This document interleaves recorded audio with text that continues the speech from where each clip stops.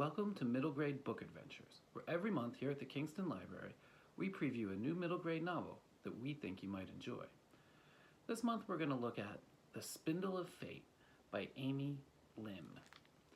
In this book, 12-year-old Evie never did like helping at her mom's shop. She's always hated helping to mend frayed clothes, and measuring tape got all twisted up, and how pushy her mother's clients were. Most of all, she hates that her mother is dead and she isn't here to help anymore. But when the universe sends her a life preserver, Evie knows to grab it. So yeah, it's weird when a talking monkey shows up and tells her that her plainspoken, hardworking tailor mother was actually the head of a guild of magical weavers who can change the fate of a person with only a spool of thread. I'm going to read to you the scene where Monk, the talking monkey, tells Evie of her mother's secret past. Monk makes a face, like my trash Chinese pronunciation causes him physical pain. As I was going to say before you locked me up like an unwanted dog, I'm a supernatural private investigator. I was hired to find your ma and the Spindle of Fate. I stare at him blankly. Spindle of Fate? For a moment, Monk actually shuts his mouth. He blinks at me, like I just said I didn't know what water is. Your ma didn't tell you about the spindle? When I shake my head, he looks dumbfounded. Did she tell you about the guilds? The weavers? I shake my head. You're not joking with me, are you? Monk says incredulously.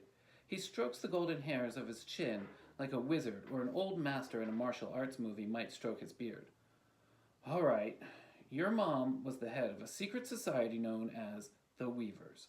For centuries, your mother's family and their students devoted themselves to mastering the secret art of weaving magic. Okay, hold on, I blurt out. You're telling me my mom was the leader of some kind of weaving cult? How would she even find the time? Even in the early days of the pandemic, when our business almost completely dried up, and that started months before the stay-at-home orders, Mom somehow seemed to find more work to do.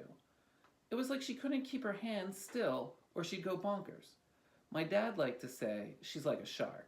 If she stopped moving, she'd, well, you know.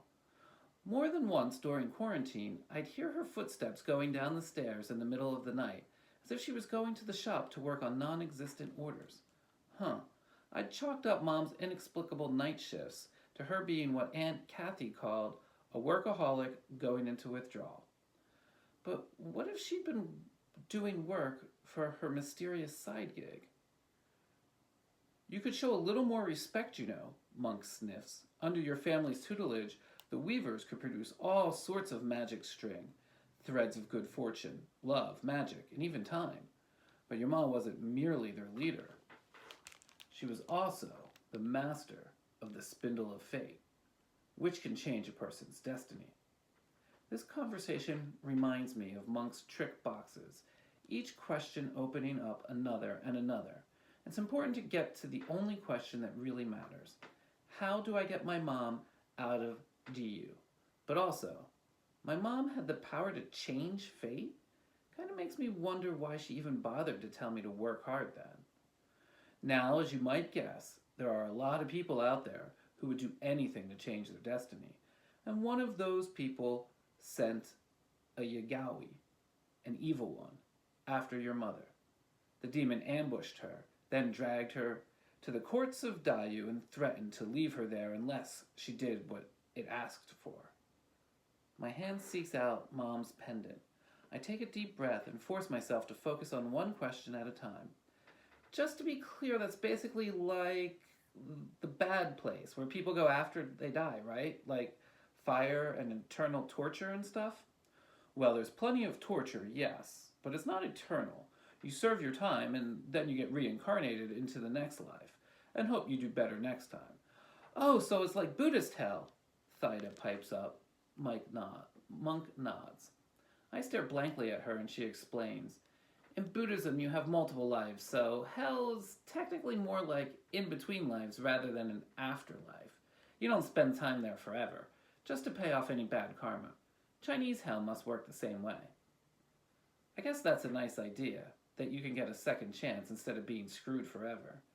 That does nothing to make me feel better right now, though. My mom went missing 10 days ago, I say, my throat suddenly dry. If she's still down there, does that mean she didn't give in? I don't think that woman knows how to give in. After the Yugawi dragged her down there, she did something it didn't expect. She ran away. Good for her, I think, until Monk says she ran into Diyu, taking the Spindle of Fate with her.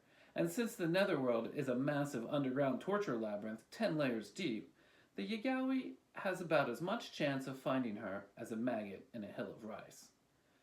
And there I was, thinking that Buddhist hell sounded kind of chill, like people just meditate and think about what they've done until they're free to go or something. Nope, my mom is lost in a massive underground torture labyrinth.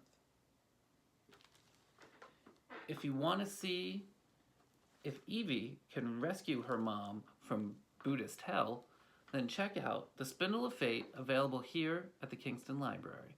And don't forget to subscribe to our channel so you don't miss our next middle grade book adventure.